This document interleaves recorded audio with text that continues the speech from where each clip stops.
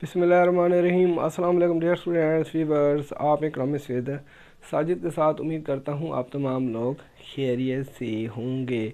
Alpha चौंग mathematical economics exercise 3.2 का आज हम क्वेश्चन नंबर 5 करते हैं। ये क्वेश्चन टेक्निकल है और एग्ज़ामिनेशन पॉइंट अभी से बहुत ज़्यादा अहम है। अब हम इस क्वेश्चन की तरफ चलते हैं। If b plus d is equal to 0 in the linear market model, what can you calculate recording the position of demand and supply curves? हमारे पास लीनियर मार्केट मॉडल गिवन है। इसके मुताबिक डिमांड एंड सप्लाई कर्व की जो positions हैं उसको find करना है। क्या डिमांड एंड सप्लाई कर्व्स की पोजीशन को फाइंड कर सकते हैं? सवाल निशान है जी। इन फिग 3.1 डायग्राम नंबर 3.1 के मुताबिक what can you calculate that then recording the equilibrium solution. Diagram number 1 यानी फिग नंबर 3.1 के मुताबिक डिमांड एंड सप्लाई की जो इक्वेशंस गिवन होगी उनका इक्विलिब्रियम सॉल्यूशन क्या होगा। अब हम इस क्वेश्चन को सॉल्व करते हैं। जैसा कि क्वेश्चन में बताया गया है, if b plus D is equal to 0, यहाँ पे लिखते हैं if b plus D is equal to 0। अब हम सपोज करते हैं यानी फर्ज करते हैं ये वाला b यानी b बराबर है मैंने इसके d के। ये हमारे पास इक्वेशन नंबर 1 है। और ये वाला d यहाँ सपोज करते हैं ये वाला d यानी d बराबर है मैंने इसके b के। ये हमारे पास इक्वेशन नंबर 2 है। यानी ये वाला b बराबर है मैंने इसके d के और ये वाला d यहाँ पे लिखेंगे और ये वाला d बराबर है मैंने इसके b के। अब हम मार्केट मॉडल लिखते हैं, डिमांड का मार्केट मॉडल लिखते हैं। Q D is equal to A minus का बी पी। ये हमारे पास डिमांड की इक्वेशन है। अच्छा, हमें एग्ज़ाम में कैसे पता चलेगा कि डिमांड की इक्वेशन है या सप्लाई की इक्वेशन है? अगर प्राइस या उसके कोफिशिएंट के साथ माइनस का साइन हो तो वो हमारे पास डिमांड की मसावात होती है। प्राइस का कोफिशिएंट क्या है? बी यानी माइनस का बी, यानी प्राइस के कोफिशिएंट के साथ जो माइनस का बी है यानी उसके साथ माइनस का साइन है, यानी प्राइस के कोफिशिएंट के साथ माइनस का साइन है। तो इट्स मीन ये हमारे पास डिमांड की मसावात है।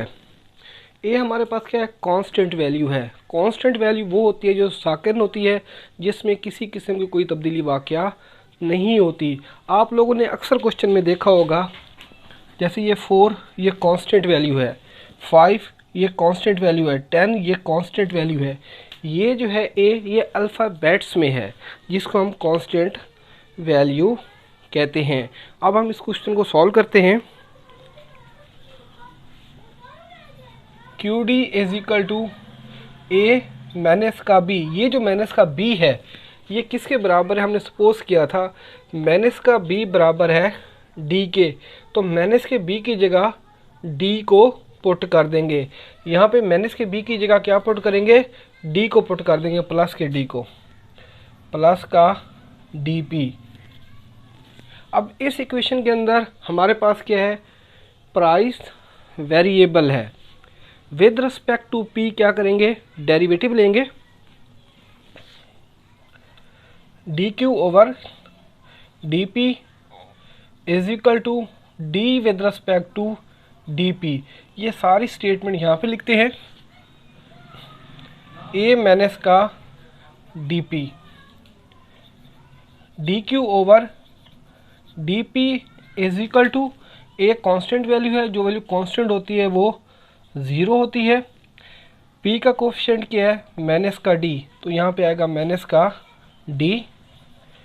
D Q over D P is equal to minus का d। अब हमने सपोज किया था ये जो माइनस का डी है, ये माइनस का डी, यानी माइनस का डी बराबर है किसके, बी के। तो हम लिखेंगे माइनस का डी बराबर है बी के। यहाँ पे हमने सपोज किया था ये जो डेरिवेटिव है D Q over D P का, उसका आंसर हमारे पास क्या है, माइनस का डी।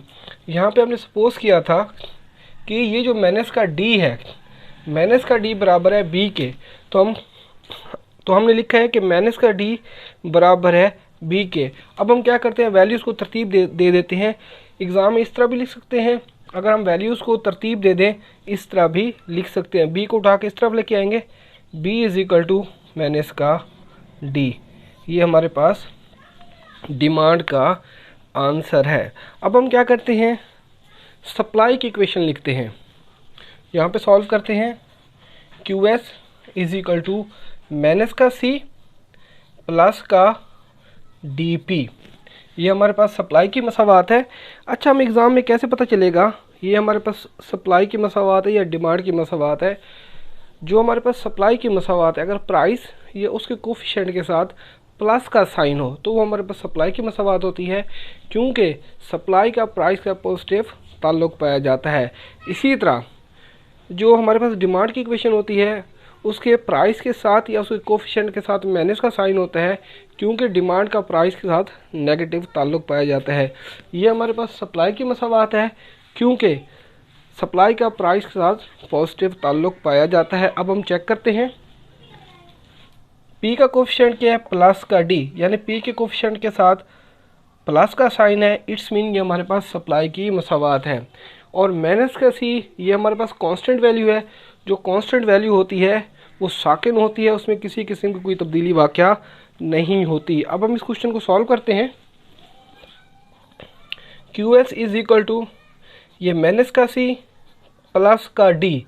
ये हमने यहाँ पे सपोज किया था ये वाला जो प्लस का डी है वो बराबर है माइनस के बी के, यानी ये वाला प्लस का डी, ये प्लस का डी, यानी प्लस का डी बराबर है माइनस के बी के। तो प्लस के डी की जगह माइनस के बी को पुट कर देंगे, ये माइनस का B P. Q S is equal to minus का सी, प्लस को अंदर मल्टीप्लाई करेंगे, जमा नफ़ी नफ़ी, तो माइनस का आता है बी पी। ये हमारे पास सप्लाई की मसावात है और प्राइस वेरिएबल है, with respect to P derivative लेंगे, D Q over D P. Q से मुराद क्वांटिटी, डी पी मतलब with respect to P derivative लेंगे। ये इस डी का मतलब होता है चेंज यानी तब्दीली, D with respect to D P. ये सारी स्टेटमेंट यहाँ पे लिखते हैं, माइनस का सी माइनस का B P, D Q over D P is equal to minus का सी कांस्टेंट वैल्यू है, जो वैल्यू कांस्टेंट होती है वो ज़ीरो होती है, माइनस का ज़ीरो। पी का कोफिशिएंट क्या है, माइनस का बी, तो यहाँ पे आता है माइनस का b, d Q over D P is equal to minus का बी आएगा। अब हमने सपोज किया था माइनस का बी किसके बराबर है, देखें ये माइनस का बी बराबर है डी के, तो हम लिखेंगे माइनस का बी बराबर है डी के। एग्ज़ाम में इस तरह भी लिख सकते हैं, अगर इसको तरतीब दे दें, मतलब वैल्यूज़ को तरतीब भी दे सकते हैं। डी को बराबर के इस तरफ ले आए, डी बराबर है माइनस के बी के, इस तरह भी लिख सकते हैं, इस तरह भी लिख सकते हैं। अब हम क्या बनाते हैं, डायाग्राम्स बनाते हैं। दो डायाग्राम्स बनेंगे, पैनल 1 और पैनल 2।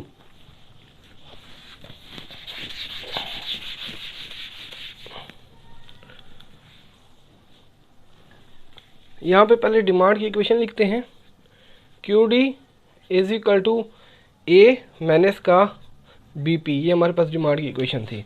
अब हम डायाग्राम्स बनाते हैं। ये हमारे पास क्या है, पैनल 1 है,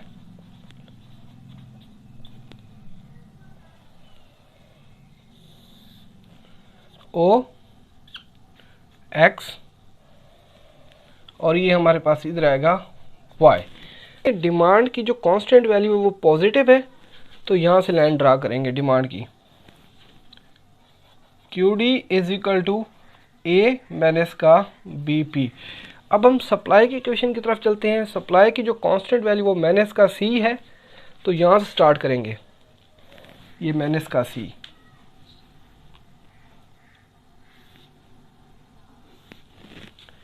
यहाँ से लेकर यहाँ तक नेगेटिव है, तो हम लिखेंगे यहाँ पे माइनस का सी। ये हमारे पास सप्लाई की इक्वेशन है।